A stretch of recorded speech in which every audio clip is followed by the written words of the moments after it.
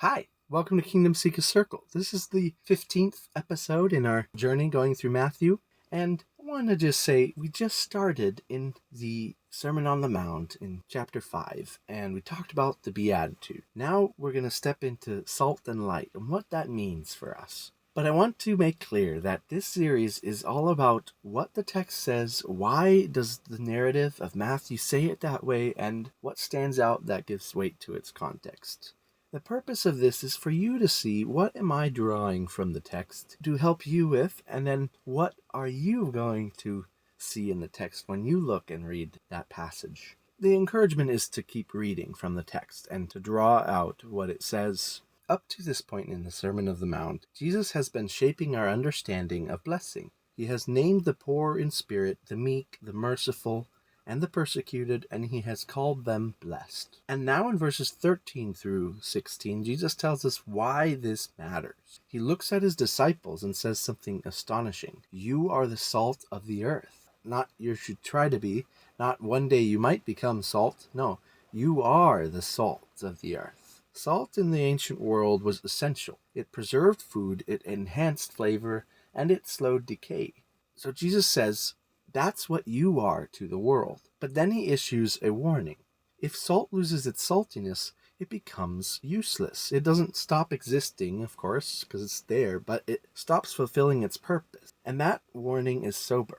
Jesus is saying that kingdom people can remain present in the world and yet lose their distinctiveness, their effectiveness. And then he shifts images. You are the light of the world. Light doesn't argue, light reveals. It doesn't force, it shines light on the darkness. Jesus says, a city set on the hill cannot be hidden.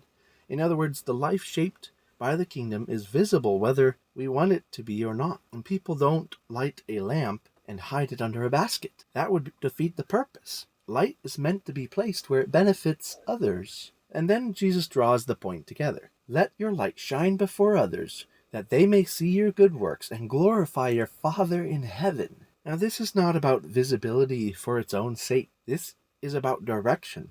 The light does not point to the lamp. It points beyond it. Now, why does Matthew include this here? First of all, to clarify the role of disciples in the world. The Beatitudes could easily be misunderstood as inward, private spirituality. It's just all inside of our hearts. But Matthew makes it clear the blessed life is not hidden from the world. It serves the world. Now, that can be shocking. But the kingdom's job is not to retreat, it's to engage with the world. Second, Matthew connects inner formation with outward impact. You don't become salt by trying harder. Salt is salt by nature. The inner posture Jesus has just described naturally leads to influence. Mercy changes environments. Humility reshapes communities. Faithfulness slows decay. And third, Matthew wants to guard against religious performance. Jesus does not say, let your light shine so people admire you. No, he says, so they may glorify your Father in heaven. This is obedience without being self-centered, faithfulness without ego. And there are details here that carry real weight. Notice, first of all, the language of identity.